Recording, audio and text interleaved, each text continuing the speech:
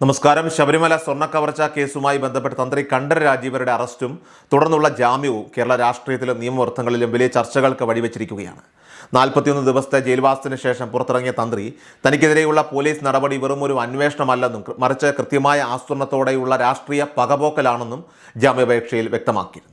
ശബരിമലയിലെ യുവതി പ്രവേശന വിഷയവുമായി ബന്ധപ്പെട്ട സുപ്രീം കോടതി വിധി വന്ന സമയത്ത് സർക്കാർ നിലപാടിനെതിരെ ശക്തമായി നിലകൊണ്ടതും ആചാരലംഘനം ഉണ്ടായാൽ ക്ഷേത്രം അടച്ചിടുമെന്ന് പരസ്യമായി പ്രഖ്യാപിച്ചതും ഭരണകൂടത്തെ ചൊടിപ്പിച്ചിരുന്നു. അതിൻ്റെ പരിണിത ഫലമാണ് ഈ അറസ്റ്റെന്നുമാണ് തന്ത്രിയുടെ പ്രധാന വാദം. ഭരിക്കുന്ന പാർട്ടിയെ പ്രീതിപ്പെടുത്താനായി ചില ഉന്നത പോലീസ് ഉദ്യോഗസ്ഥർ രാഷ്ട്രീയ താൽപ്പര്യങ്ങൾക്കനുസരിച്ച് പ്രവർത്തിക്കുകയാണെന്നും അദ്ദേഹം ആരോപിക്കുന്നു. പ്രത്യേക അന്വേഷണ സംഘമായിട്ടുള്ള SIT തനിക്കെതിരെ ഉന്നയിച്ച ഗുരുതരമായിട്ടുള്ള ആരോപണങ്ങൾ കോടതിയിൽ വേണ്ടത്ര തെളിവുകളോടെ സമർപ്പിക്കുന്നതിൽ പരാജയപ്പെട്ടുവെന്നതാണ് ഈ കേസിലെ ഏറ്റവും ശ്രദ്ധേയമായ വശം.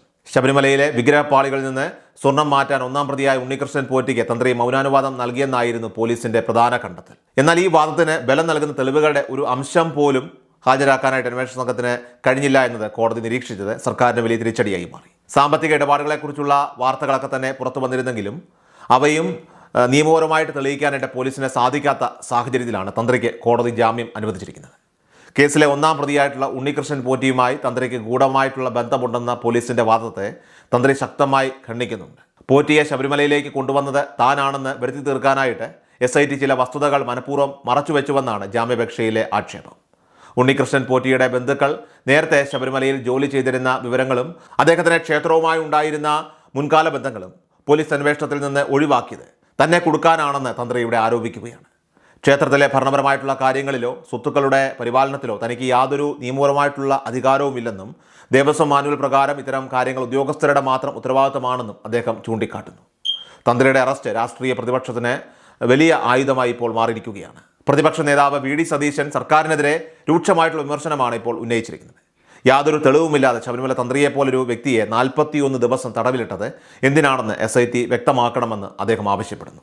CPM നേതാക്കൾക്കെതിരെ ഉയർന്നു വന്ന മറ്റു ചില ഗുരുതര ആരോപണങ്ങളിൽ നിന്ന് ജനശ്രദ്ധ തിരിക്കാനാണ് മുഖ്യമന്ത്രിയുടെ ഓഫീസിന്റെ സ്വാധീനത്തിൽ ഈ അറസ്റ്റ് നടന്നതെന്നാണ് പ്രതിപക്ഷത്തിന്റെ ആരോപണം. ഒരു കുറ്റകൃത്യവും ചെയ്തിട്ടില്ലെന്ന് കോടതി തന്നെ പരോക്ഷമായി വ്യക്തമാക്കിയ സാഹചര്യത്തിൽ പോലീസ് നടപടി വിശ്വാസികൾക്കിടയിൽ വലിയ പ്രതിഷേധത്തിന് ഇപ്പോൾ കാരണമാകുന്നുണ്ട്. അതുപോലെ സാമൂഹിക പ്രവർത്തകനായിട്ടുള്ള രാഹുൽ ഈശ്വറും ഈ വിഷയത്തിൽ സർക്കാരിനെതിരെ രംഗത്ത് വന്നിരിക്കുകയാണ്. ശബരിമല തന്ത്രിയെ കള്ളക്കേസിൽ കുടുക്കി ജയിലിൽ അടച്ചത് കേരളത്തിലെ ചരിത്രത്തിലെ തന്നെ കറുത്ത അധ്യായമാണെന്നും ഹിന്ദുമത വിശ്വാസികളെയും അവരുടെ ആചാര്യന്മാരെയും ഒക്കെ തന്നെ അപമാനിക്കാനാണ് ഈ സർക്കാർ ശ്രമിക്കുന്നതെന്നും അദ്ദേഹം ആരോപിച്ചു. ISRO ചാരക്കേസിൽ നമ്പി നാരായണൻ അനുഭവിച്ചതിന് സമാനമായ നീതി നിഷേധമാണ് ഇവിടെയും സംഭവിച്ചിരിക്കുന്നതെന്നും മറ്റു മതങ്ങളിലെ ആത്മീയ നേതാക്കൾക്കെതിരെ ഇത്തരമൊരു നടപടി സ്വീകരിക്കാൻ സർക്കാർ ധൈര്യപ്പെടുമോ എന്നും അദ്ദേഹം ചോദിക്കുന്നു.